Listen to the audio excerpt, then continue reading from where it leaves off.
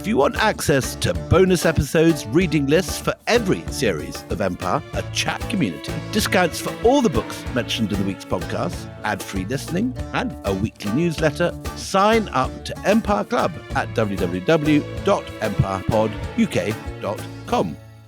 Ryan Reynolds here from Mint Mobile. With the price of just about everything going up during inflation, we thought we'd bring our prices down. So to help us, we brought in a reverse auctioneer, which is apparently a thing. Mint Mobile Unlimited Premium Wireless. How to get 30, 30, bit to get 30, bit to get 20, 20, 20, bit to get 20, 20, bit to get 15, 15, 15, 15, just $15 a month? Sold! Give it a try at mintmobile.com/switch. $45 up front for 3 months plus taxes and fees. Promo rate for new customers for limited time. Unlimited more than 40 gigabytes per month. Slows full terms at mintmobile.com. When you need mealtime inspiration, it's worth shopping Kroger, where you'll find over 30,000 mouth-watering choices that excite your inner foodie. And no matter what tasty choice you make, you'll enjoy our everyday low prices, plus extra ways to save, like digital coupons worth over $600 each week. You can also save up to $1 off per gallon at the pump with fuel points. More savings and more inspiring flavors make shopping Kroger worth it every time. Kroger, fresh for everyone. Fuel restrictions apply. This episode is brought to you by Twizzlers. Long day, late night, feeling a little bored? Twizzlers is the ultimate sidekick for any moment of the day, no matter what kind of day you're having. The perfect level of sweet and a fun excuse to sit back and relax. Unwind with Twizzlers. To buy now, visit Hersheyland.com/Twizzlers.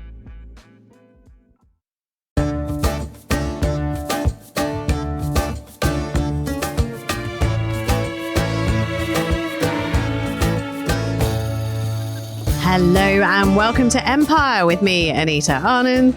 And me, William Durham. We're delighted. This is a very exciting time for us because we've got one of our very special guest stars who you will be familiar with. One of our most favourite ever guest stars. Yeah, absolutely. Who it was a long time ago that Kavita Puri was with us. She made me weep last time. She made you cry. Yes, she did. I think the only person to have made you cry while recording. I mean, normally you have a little blub on the way home, mainly because I've been a bit mean, but this is you being moved.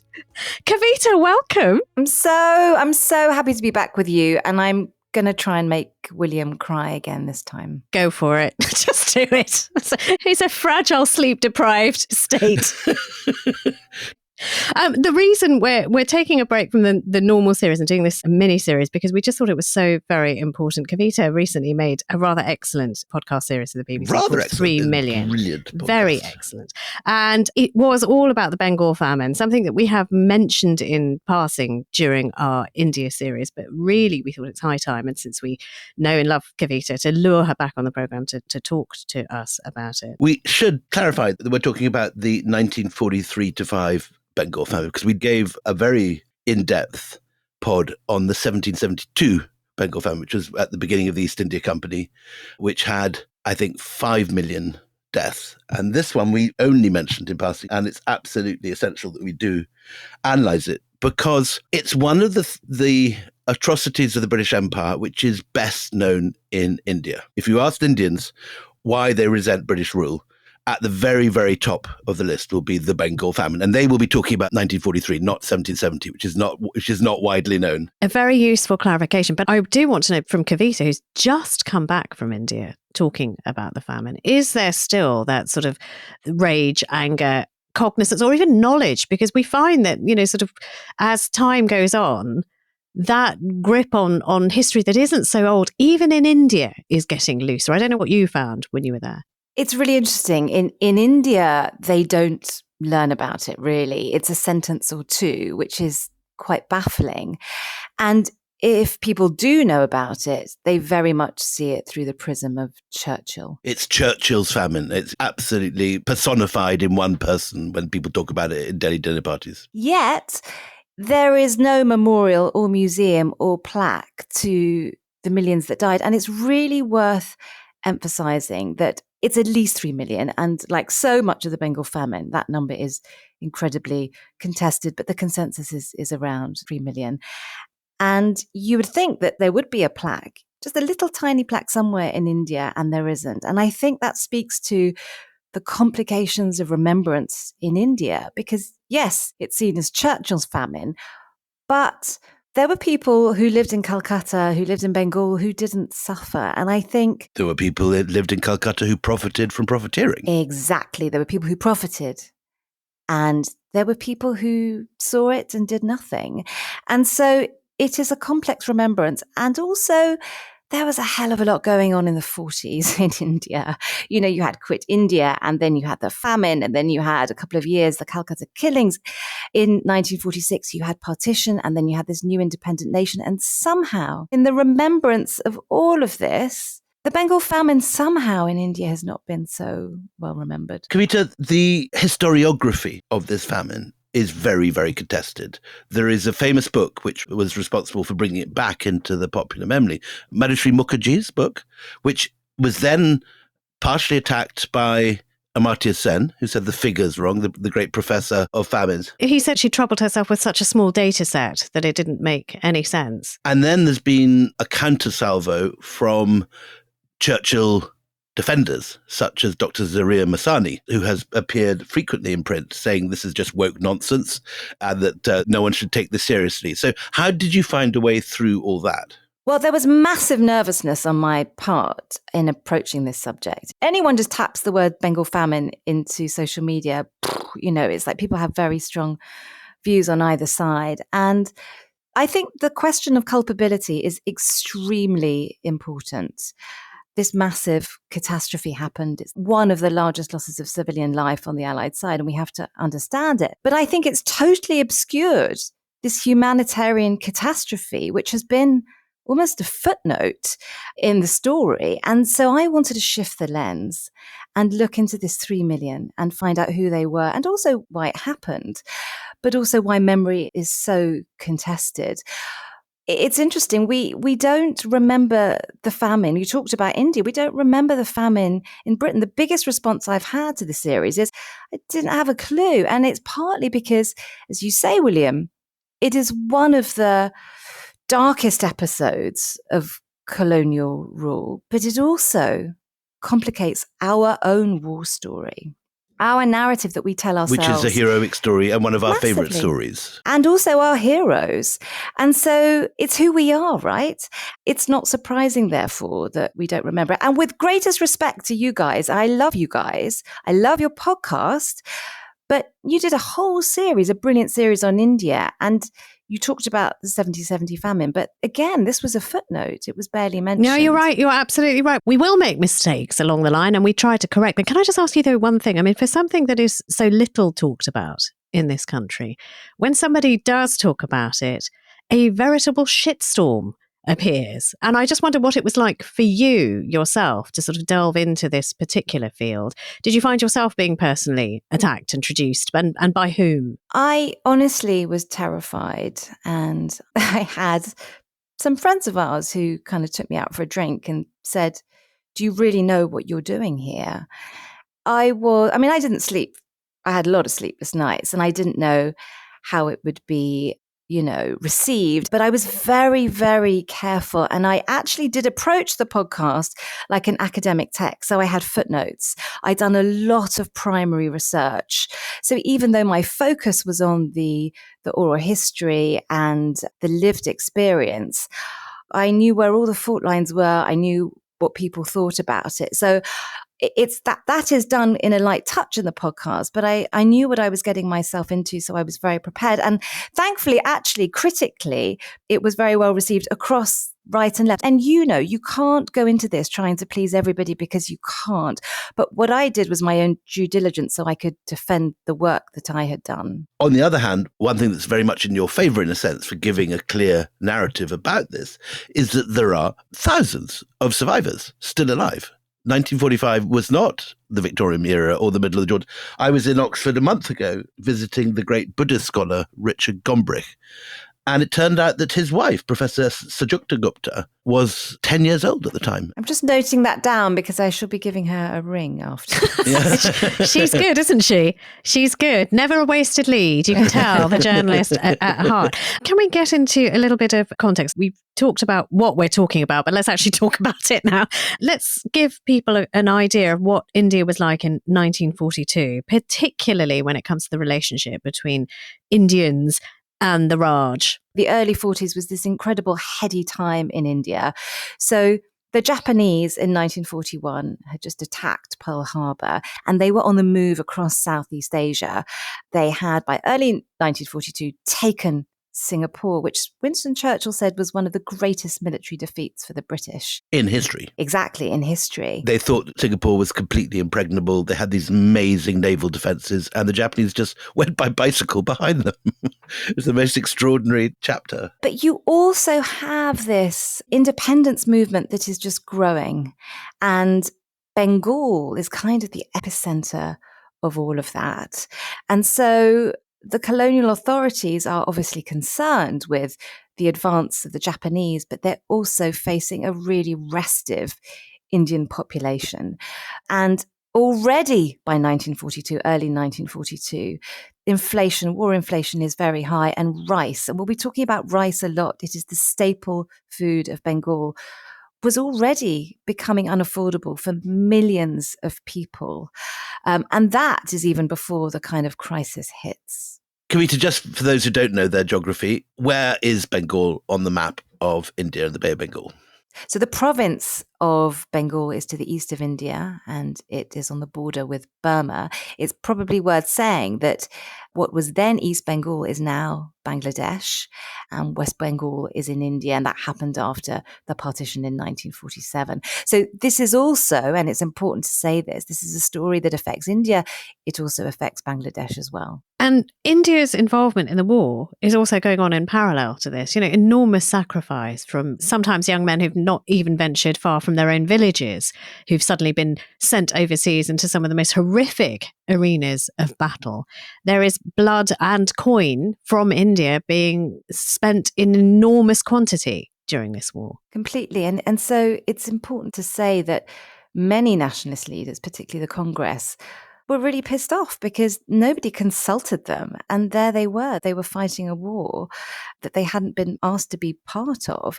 And it's really worth remembering, we're talking about 2.5 million Indian soldiers who were fighting in various theatres. All volunteers? I mean, you covered this pretty well. It's always said that we're volunteers, but I think it's not always clear if sometimes they didn't have a choice. There were reports of entire villages going missing because they were worried that they would be press ganged because somebody would come in the morning. I mean, these are, again, in an oral tradition, things that aren't necessarily written down in the official record because it wasn't meant to be happening. But certainly there are cases where this is said to have happened, particularly in Punjab, where so many fighting men went over to And fight. we should also say this is an amazing moment of modernization and the arrival of maternity for many people in India. That the fact that you had women working, often in munitions factories, you had many people coming from the villages to the towns, you had all sorts of people moving away from home for work. And this is a time when things like fridges first appear in India, when nightclubs are booming in Calcutta.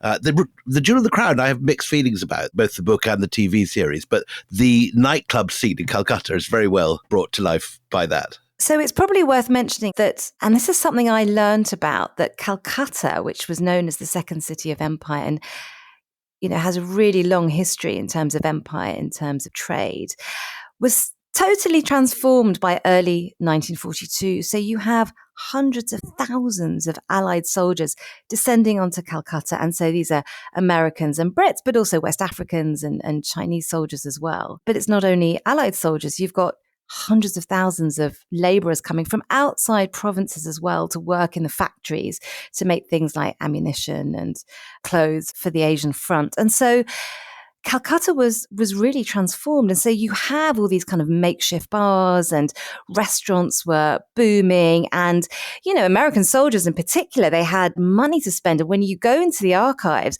they loved Calcutta because they could have fantastic food and they'd be drinking all night. It's basically Ibiza. It was mega party central. Ibiza with jazz music. I think that's such an important thing that both of you have done because, most people, when they say famine or they hear the word famine, they think of a dust bowl where there is no electricity, no mod cons, but that we're not talking about that. But it is a tale of two Bengals because on the one hand, you've got Calcutta, which is thriving with all of this commerce Calcutta and the GIs. Never runs out of champagne in the middle of this famine. But then you've got the rest of Bengal, which has a large rural population and they do not have all of those mod cons or indeed are plugged into any kind of support system.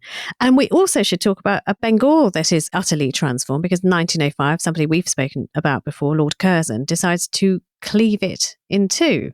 So let's talk about Bengal. What is it like in the larger area? Because we talked about Calcutta, but what about Bengal in general? So life is completely unchanged. It's a province of 60 million people, and the majority of those are in the countryside. And by 1942, life is getting really difficult because they cannot afford the staple food of rice. And as the British are watching the Japanese approach, they've taken Singapore. By March, Rangoon has fallen. The British are really, really worried.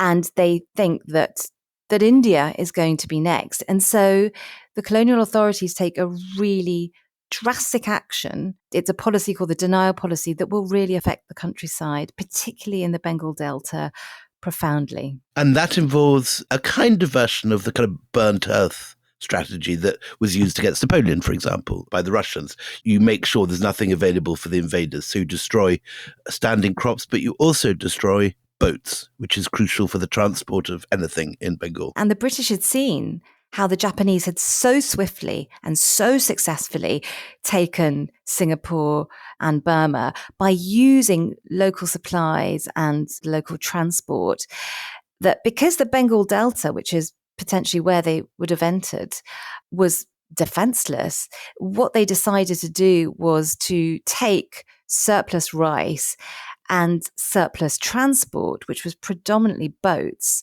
away from the countryside. And sometimes this was done, it was handed over. Sometimes money was passed between the authorities and the kind of peasantry, the farmers. Well, in order to pay for the boats? Yeah, but often it was just taken. It was confiscated. They were either destroyed or, the rice, for example, was taken to Calcutta. And it was catastrophic because the transport, the boats, it was an entire, these tiny, delicate system of rivers. The entire local economy was run by boats. Fishermen couldn't fish, but artisans couldn't get their wares to market. But critically, rice could no longer be moved around. Just so we have a clear picture for those that are not familiar with this. So in 1942, the Japanese are still progressing northwards. The expansion of Japanese power is continuing, to the terror of the Brits, who realized that just as Southeast Asia fell in a matter of weeks, the same can happen in India, and it could all be over by Christmas. The advance is heading towards what will become Imphal. And the following year, 1943, the front line stabilizes at the collector's tennis court in Imphal. And either side of the tennis court are the two armies fighting over this front line. I mean, these are the incredible chapter headings of the history that, those of us who know will know it. But what I think, Kavita, your great gift is to actually talk to individuals who were there at the time. And one of the people that you spoke to, Pamela, who's sort of in the middle, tell us a bit about Pamela and, how she's reacting to all of this going on around her. How aware is she of what's going on around her? It's a colonial woman who was called Pamela Dowley-Wise. And she's the reason that got me interested in all of this in the first place, because I was interviewing her about something else. And she told me this extraordinary story of vultures eating dead bodies on the streets of Calcutta. I couldn't believe it. But I was interviewing her about something else. So I came back to it and I looked into this period and I couldn't quite believe it. So Pamela lived a lovely life just off the main road, Chowringhee Road in Calcutta. What was she doing that way? I mean, what so was she her... was she was 16 at the time, and her family had been there generations. I think one branch of her family had come with the East India Company, but they were jutewalas, so they kind of sold and traded jute. She, went to the clubs and had Indian servants. That was her only interaction with Indians, her servants. Life was quite separate. But she remembers the soldiers coming and she went with them to barter because she spoke Hindi and Urdu, and she would picnic with them and they'd come to her house and they'd sing around the piano, the kind of old English songs. And she actually fell in love with one of the soldiers and he proposed to her in the moonlight by the Victoria Memorial. A Brit or an American? Oh, it was a Brit. Everything's okay. Yes, there was the famous oversexed, overpriced, was it oversexed, yeah. overpaid and over here? Yeah. And she was having a grand old life. War was great for her. I'm interested in her, and we'll come back to her. We'll circle back to her in a moment, because a lot of those people who do criticise the British very heavily and blame them entirely for what is to come and what is going to come, what we're going to talk about, say that there was almost sort of a deliberate cruelty about what went on. And yet you've got people like Pamela who just don't know what's about to happen, and they're not really plugged in. They're just they're in their own bubble. They don't see what's coming. They're in the moment and they're having a fine old time. And I wonder how sort of representative that is of the Brits there. I think that's also true of a lot of upper-class Bengalis. That a lot of upper-class Bengalis are not aware what's going on in the countryside until suddenly these bodies start piling up in the streets and people start pouring in from the countryside. That's absolutely right. It was the elite, whether it's the British elite or the Indian elite, because until 1942, what is happening, and it's really important to say that Fazl Huq, which was the Prime Minister of the Indian elected government of Bengal, there is a letter from him in August the 2nd, 1942, to Governor John Herbert, saying famine conditions are present in the countryside. And so by that point, famine conditions are in the countryside, but it is not yet in plain sight. It is not yet a famine, and the urban elite, the urban classes, it's not yet hit Calcutta, but it is beginning. Famine just doesn't happen overnight. No, you're quite right. So the stage is set. They are alerted to it. August 1942 is important for two reasons, because, on the one, it's the first, the canary in the mine is starting to sing, but also it's the same time that India Congress launches its Quit India movement. So you've also got a lot of political noise going on at the same time, which, I don't know, does it drown out the warning that famine conditions exist here? Also, as a quick kind of side note, when people talk about Quit India, people never mention this, but the denial policy massively fed into Quit India. But the anger that kind of produced, because people then couldn't work, their rice was taken away, and rice then began to be hoarded, often for profit, by predominantly Indian merchants. And so all this anger feeds into the independence movement, and denial in particular. There's a denial resolution on July the 10th that's passed by Congress, which massively feeds into the kind of Quit India movement. So in fact, you have this perfect storm, and it's really worth remembering at the time that the British were trying to deal with the Japanese. They really feared an invasion. They were also dealing with this population that just didn't want them there either. I mean, you say it's the perfect storm, and then a storm hits as well. So let's talk about the cyclone and what follows. The war is the context. And, you have inflation, and then you have denial. And it's also really important to say that when Burma falls in May 1942, that crucial Burmese rice, which is cheap rice, then ends. It's no longer coming into the province of Bengal. And prices are rising and rising and rising. And you have in places like Midnapore, for example, which is one of the main rice-producing districts, where denial had been catastrophic. Midnapore, just to clarify, is on the coast? Yes, exactly. And it's a huge it was a big anti-British bastion, and there'd been a big effort to put down that anti-British protest. And then on October the 16th, this absolutely devastating cyclone hits, and it wipes out a lot of the rice crops. And Midnapore was one of those districts that gave rise to a lot of other places in Bengal. And then crop disease decimates a lot of the rest. So people often call the Bengal famine of 1943 a man-made famine, but it is also exacerbated at this absolutely critical moment when all the excess rice has been cleared out. If you've got these horrific people who are hoarding, these disgusting, I sometimes think these are the worst of humanity at a time when, your fellows are suffering, you decide that you're going to make a profit, a fast buck out of this. Do the British do anything to price control? Do they come in and seize any of these stores? Do they do anything to kind of marshal the need that happens after the cyclone? The Indian provincial government earlier in 1942 had put price controls on to kind of stabilise things, but that just encouraged hoarding, unfortunately. And there had also been trade barriers put between province, again, to stabilise prices, which meant that you couldn't get rice from other provinces. What was the logic of that? Again, it was to stabilise prices, so it wasn't a free-for-all. In the end, what happens is, many months later, the colonial government then does remove the trade barriers and remove the price controls. But what then happens is prices then spiral even more. And those Indian merchants, once those trade barriers have gone, go across the border to places like Orissa and take rice there. So it increases their power over the market. In 1770, there's many similar things going on in Bengal, but there is no famine at all further upriver in Varanasi, in what's now Uttar Pradesh. There is ample stocks of grain and of rice. Is that the same in 1943? I mean, if you were to go upriver, up the Ganges, would you have found people short of things to eat up there, or is it specifically the Delta? I think that it was particularly Bengal. I suppose the difference between 1770 is that there was a war on. And so the war changes everything, and the countryside has been devastated. But the merchants were also able to go into the countryside and buy up whatever rice was needed because the priority was the war effort. But in 1770, there were efforts, particularly by the local princes who were still in power, to bring food down. And it wasn't a difficult thing. They hired boats and they brought rice down the river. Was there any sense that the British were deliberately obstructing that? I don't get the sense that the British were obstructing that, but their focus was entirely on the war. It's probably worth mentioning at this point that the viceroy, so it was Viceroy Linlithgow at the time, who's an idiot, first sounds the alarm with London. What did Nehru say about him? Slow of mind and heavy of body. Yes, didn't his own family say very rude things about Linlithgow as well? It was all sorts of rudeness about Linlithgow. Carry on, Kavita, anyway. But he, at the end of 1942, raises the alarm with London. Now, he doesn't specifically mention Bengal, but he says there is a food crisis brewing in India, and he asks for food aid to be sent.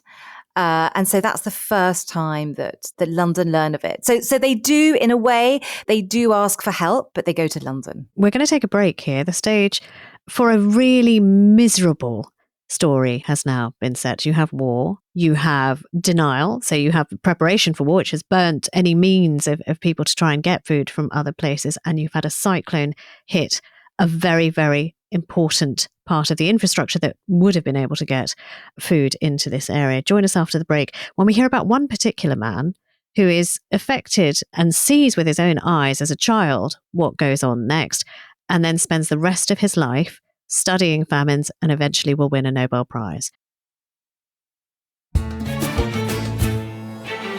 Welcome back. So just before the break, I was teasing you that we have a really interesting story, another personal story, which Kavita specialises in. Tell us about this young boy whose life will be shaped by the famine. So Amartya Sen, who we all know as a kind of Nobel Prize winning economist, was a little boy. He was 9 and he had kind of grew up in Dhaka, and his family had sent him to the grandparents in Shantiniketan because they were worried about the Japanese bombing. And Shantiniketan is obviously the kind of known as place, the kind of spiritual soul of Rabindranath Tagore, who the Sen family knew. And he, while he was there, so he was at the beginning of 1943, began to see what was the start of the exodus to Calcutta, that people were so hungry that they began to move to the kind of main cities, so in this case, Calcutta. And he would see people coming to his grandmother's door begging for food, and he was so upset he couldn't sleep at night. And he said to her, "What can I do? I want to do something." And she gave him a cigarette tin and said, "You can fill it half with rice and give it to these hungry people." And he said, I defied the rule and went beyond half the rice. And he did that. So the memory of the people that came from how little help he could offer. And whatever he could do. And actually then there was a boy who came who was 14, who was about to die. And that boy ended up living in his house till the day he died, and they became good friends. But it totally shaped him. And what's so interesting, honestly, when I spoke to him, this is a man who's 90. His clarity, so strong. He remembered it like it was yesterday. He got really emotional about it. Nothing was forgotten at all. Very similar to Sujukta Gupta, who's in the same town at the same time, speaking last week in Oxford. Just absolute, total recall of these kids coming emaciated to her door. And a middle-class family who'd been doing fine and were simply not aware of what was happening. The shock of seeing these half-dead people coming out of the boonies. And it's really worth saying that of course, India, there are beggars in India. The people, they looked different. They were barely clothed. They were totally emaciated. And it was a really alarming sight. It seared it into the brains of these kids watching. It's also worth saying, these were fishermen, these were artisans, these were mothers. These are people who didn't even know how to beg. And the cry that you always hear is, and it's the collective memory, it's Fearn Dao. And what they were asking for was not even rice. They were asking for the starch water of rice because they didn't think that anyone would give them rice. No, and it's a really complicated memory because that memory, and actually like the memory of the famine, is never held by the survivors. It's held by the onlookers. It's held by the people like Amartya's family. And these are people who didn't suffer. And in that memory is a kind of guilt because you saw this and Absolutely. You either helped or you didn't help. And there were many families who didn't. So I mean, survivor's guilt, I'm fascinated by it. I've written about it. And when I hear people recalling seeing these people sort of suddenly turning up and they're quiet because they have no energy to speak. They are all bones. They are holding each other's hands. It is, I mean, I can only liken it to something out of a horror movie, where sort of almost the undead come out of the shadows and come towards you. And for a young child to see that and see his fellow human beings coming as looking as if they weren't even alive at the time, not making very much noise, just asking for the simplest thing, which is just water from the starch of the rice that you will eat and the water that you'll pour away. Can we have that? It's extraordinary. It's so powerful. It is so powerful. And I don't know, I find it really moving. We'll talk about it later, the survivors. I've interviewed a lot of people about really traumatic things. And there's something so moving about seeing an elderly person recall something as a child because they look like a child again. Yeah, again. And their response is like a child again. Yeah. And they get really emotional. Sometimes I feel terrible that I'm even asking them to remember that time. But I think they're happy to speak. And it's also they're happy to recall something that was never recorded in the official archive and has not been remembered in the collective memory. And I think there is dignity in that. We are heading towards the official response, and this is obviously the most sensitive thing, and I imagine the thing you were most worried about, Churchill's response. Now, Churchill is, for many of the British listeners to this podcast, very much our greatest national hero, the man who saved us from the Nazis, who stopped the Holocaust, who turned the tide of war. All these sort of things are the attributes that are given to him in British education. But obviously his reputation in India is very much the reverse. How, in your research, have you found Churchill's response to the notes, which are beginning to pile up now on his desk from the authorities in India? How does he react? So by 1942, the end of 1942, when Viscount Linlithgow is warning him that there's a food crisis in India, the notes are not yet piling up on his desk because no one's talking about Bengal at this point. And Linlithgow asked for 600,000. There are a few other things going on. Yeah. There are a few other things going on, exactly. And Linlithgow asks for 600,000 tons of aid. And the War Cabinet says, well, we're so busy on so many different fronts. And we can give you 150,000 tons of wheat for northwest India. But in return, we need to ask effectively Bengal to export more rice for the war effort to Ceylon. And so more pressure is then put on at that point on Bengal and the rice production. And he agrees to this, does he? Yes. So that was like, we'll ask them for more rice and, we'll try and give you 150,000. But they were trying, at that point, they were trying to do their best, but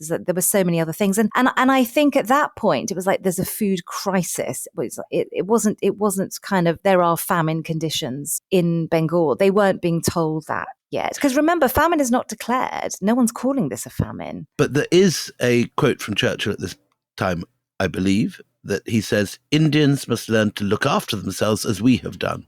The grave situation of the UK import programme imperils the whole war effort, and we cannot afford to send ships merely as a gesture of goodwill. That's right. So that is early 1943. And he does say that. He absolutely does say that. Can I also just put another thing to you? Amartya Sen, who we just talked about, you talked about so very movingly, he has an issue with others who've written about the famine, saying, that there was no food. And he has said about the districts in Bengal, he says, the analysis I made using data from all districts indicated that food availability in 1943, the year of the famine, was significantly higher than 1941, when there was no famine.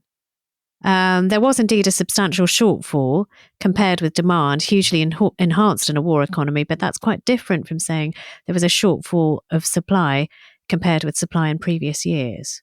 So, I mean, he seems to suggest there was food. Mhm. It wasn't that, there wasn't any rice.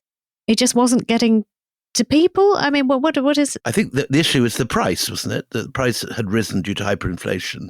So this is one of the areas which is kind of economic historians have pored over, and there's a lot of academic literature, and I don't really go into this very much. But that is the crux. Was there enough rice, and were the right people getting it? Could this have been done differently? Could it have been done differently? Exactly. But again, it's the context of the war, and if there was any surplus rice, that was going towards the war effort. And the power that these Indian merchants had in order to buy up rice, which they could do in the countryside, and they were holding it and selling it when they wanted to. So I think there were a lot of forces at play. And in all of this maelstrom, nobody was thinking about the person in the countryside, the person who just couldn't afford the rice. And what's really interesting is when you read records of people in the countryside, of their memory of that time, they'll tell you how much rice cost at the time, because they still remember that, because they were totally priced out of the market, which is why they often had no choice but to leave the places that they lived and go to the towns and beg for food.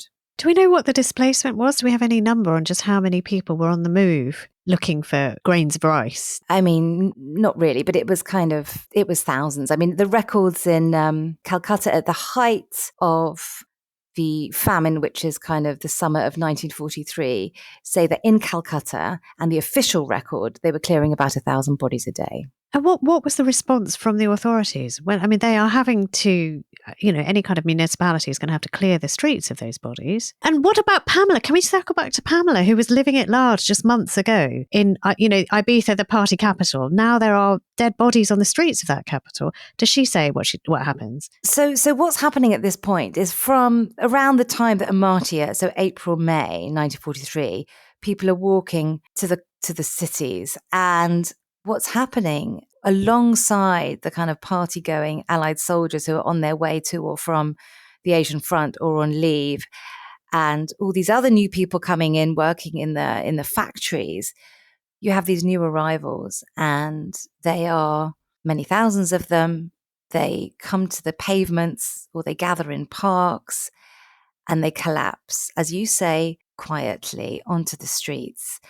And now famine, certainly by the summer of 1943, is an absolute plain sight. You cannot deny that this is happening. Are there any soup kitchens being opened on the streets? So there are kind of soup kitchens here and there, because famine has never been officially declared, either by the Indian provincial government or by the colonial authorities. There is no, nothing comes into place. Not a coordinated response, no emergency action. No. So you hear of people saying, "Oh, I got a bit of this, but it wasn't enough to live off." There were missionaries who were working. There were kind of Indian relief agencies who were doing what they could, but no, there was nothing at this point to speak of. This is an important point, because in India, throughout its history, long pre-colonial, there are famines. You have descriptions from the early 17th century of massive areas of Madhya Pradesh completely devastated by famine. But there are, in areas of responsible government, systems in place in traditional India whereby grain is kept during years of plenty and given to the people in organized fashion, in soup kitchens or in construction programs. Go, for example, to Lucknow. Some of the biggest buildings there, the Imambara, are built for famine relief. People turn up, they register, they do a bit of work, and they get given food twice a day. But the Raj does not react at this point to that. No provision is made to the people coming in from the countryside. There's no organized, centralized soup kitchens on the Maidan in Calcutta, in Chowringhee, in Salt Lake, giving out stuff. No, because, as I say, famine hasn't been declared. And there was a system, which we'll come to later, called the Famine Code. But for various reasons, that wasn't activated. So with all these people who are just silently falling in the Maidan and on the pavements, and then being, when they die, their bodies are certainly being cleared away. There is a response to that. What do people like Pamela make of all of that going on around her now? So Pamela, who, remember, she was at the Maidan, and the Maidan is the kind of area around the Victoria Memorial, and where she would go for moonlit picnics with her soldier friends. Always the sort of picnic area of Calcutta, people riding out there, getting exercise, doing their yoga. And, it's where she was proposed to. She would walk her dog Thatch there. The Maidan now is covered in bodies or people about to die. And I said to her, did that mean you stopped going there? She said, no, you can't stop going to the Victoria Memorial. But there were... Golcuppers at the Victoria Memorial is always meant to be the thing in Bollywood movies. Everyone, you meant to go there and get these little snacks. Yeah, and you couldn't stop, she said, but there were dead bodies everywhere. And then she said this thing that I'll never forget, and I'll never forget how she said it, that she would see vultures picking at dead bodies. And that became the normality in the second city of empire, at the foot of the great Victoria Memorial. Where there is, just for the people that don't know it, a massive marble statue of Queen Victoria sitting there in all her imperial regalia. And this was a real problem for the colonial authorities. So John Herbert, the governor of Bengal, passed the Bengal Vagrancy Act to try and start moving these bodies, these people off the streets. Not to feed them, but just to move them. Not to feed them, but to clear them. Exactly, to clear them so that people couldn't see, because this was a real problem for them. Bit of a downer for people who like to go for a walk in the Maidan. Yeah. I mean, that's just appalling. The same thing happened during the emergency with Mrs. Gandhi. She moves the starving and the poor of Delhi out beyond sight into places like Trilok Puri over the Yamuna, just so they're out of sight, just so that the picturesque capital looks healthy, looks well. And but it's a terrible sign. And they talk about it. It's a terrible. Well, it's also, as they say, you see it in the official record, it's not good for the morale of the soldiers to see this. And also, I think they were probably concerned about what the Americans would think. The Americans were already pushing the British for independence. And so I think they were concerned about the perception. But you know what? You clear bodies. It doesn't matter. You might be able to do that, but it doesn't mean you make the problem go away. We're gonna end here, but join us in the next episode of Empire, where, despite efforts to nothing to see here kind of policy that we're leaving you on, the famine continues, and there is another plea to London for help. Join us then. Till then, it's goodbye from me, Anita Anand, and goodbye from me, William Durham.